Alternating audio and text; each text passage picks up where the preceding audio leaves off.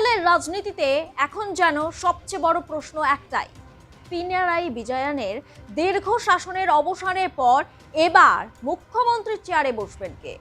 বিপুল জনসমর্থন নিয়ে ক্ষমতায় ফিরেছে কংগ্রেস নেতৃত্বাধীন ইউডিএফ জোট। 140 শাসনের বিধানসভায় 102টি আসন জিতে কার্যত ইতিহাস গড়েছে তারা।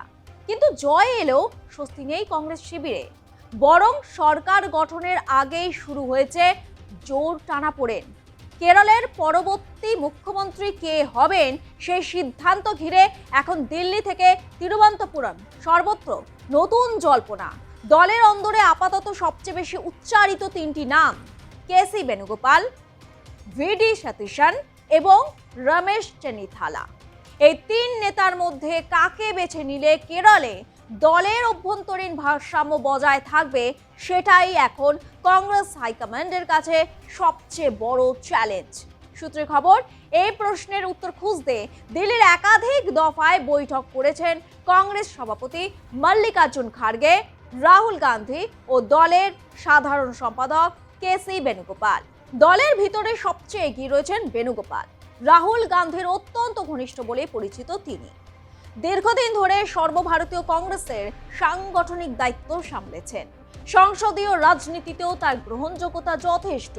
এমনকি ইন্ডিয়া জোটের বিভিন্ন শরিক দলের সঙ্গেও তার সম্পর্ক ভালো বলেই মনে করা হয়। কংগ্রেস সূত্রের দাবি, নবনির্বাচিত অধিকাংশ বিধায়কও বেণুগোপালের পক্ষে মত দিয়েছেন। তবে সমস্যাও রয়েছে, এবারের বিধানসভা নির্বাচনে তিনি প্রার্থী হননি। ফলে মুখ্যমন্ত্রী হলে তাকে পরে উপনির্বাচনে জিতে বিধানসভায় আসতে হবে। এছাড়া ভোটের আগে কংগ্রেসের অবস্থান ছিল কোনো সাংসদ বিধানসভা ভোটে লড়বেন না। সেই নীতি থেকে সরে আসা নিয়েও দলের ভিতরে প্রশ্ন উঠছে। রাহুল গান্ধী চাইছেন সাংসদ কেসি বেণুগোপাল কেরলের মুখ্যমন্ত্রী হন, কিন্তু দলের বাকি নেতারা রাহুলের সঙ্গে একমত নন। সব মিলিয়ে জয় পেলেও অদ্ভুত সংকট তৈরি হয়েছে দলের অন্দরে। অন্যদিকে রয়েছেন ভিডি সতীশন। বিদায়ী বিধানসভার বিরোধী দলনেতা হিসেবে তিনি পিনারাই সরকারের বিরুদ্ধে ধারাবাহিক লড়াই করেছেন।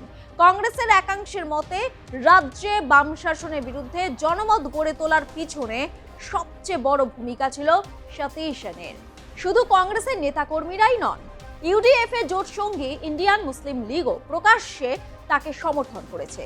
ইতিমধ্যেই রাজ্যের বিভিন্ন প্রান্তে তাকে সমর্থনে পোস্টার পড়েছে, বিক্ষোভও হয়েছে। এমনকি সতীশনকে মুখ্যমন্ত্রী না করা হলে রাজ্যে আগুন জ্বলবে এমন হুঁশিয়ারিও শোনা গিয়েছে সমর্থকদের মুখে। পরে অবশ্য দিল্লির কড়া বার্তার পর সেই পোস্টার প্রচার বন্ধ করা হয়। এই লড়াইয়ে তৃতীয় গুরুত্বপূর্ণ মুখ রমেশ চেন্নিথালা। অভিজ্ঞ এই কংগ্রেস নেতা দীর্ঘ রাজনৈতিক জীবনে দলের অন্য যথেষ্ট। সোনিয়া গান্ধীর ঘনিষ্ঠ বলেও পরিচিত তিনি। কংগ্রেসের অনেক প্রবীণ নেতা মনে করছেন এতদিন দলকে সময় দেওয়ার পর এবার চেন্নিথালারই মুখ্যমন্ত্রী হওয়া উচিত। অতীতে উম্মেন চান্ডির জন্য মুখ্যমন্ত্রীতে দৌড় থেকে সরে দাঁড়ানোর ঘটনাও বারবার তুলে ধরা হচ্ছে। এছাড়া ওয়েনারে প্রিয়াঙ্কা গান্ধীর হয়ে প্রচারে তার সক্রিয় ভূমিকার কথাও দলের ভিতরে আলোচনা রয়েছে। এমনও শোনা যাচ্ছে রাহুল গান্ধী যেখানে বেণুগোপালকে চাইছেন, সেখানে প্রিয়াঙ্কা গান্ধীর পছন্দ চেন্নিথালা। রবিবার প্রধানমন্ত্রী নরেন্দ্র মোদী কংগ্রেসকে কটাক্ষ করে বলেছেন, তামিলনাড়ুতে সরকার গঠন হচ্ছে না কেন বলে কংগ্রেস প্রশ্ন তুলেছিল।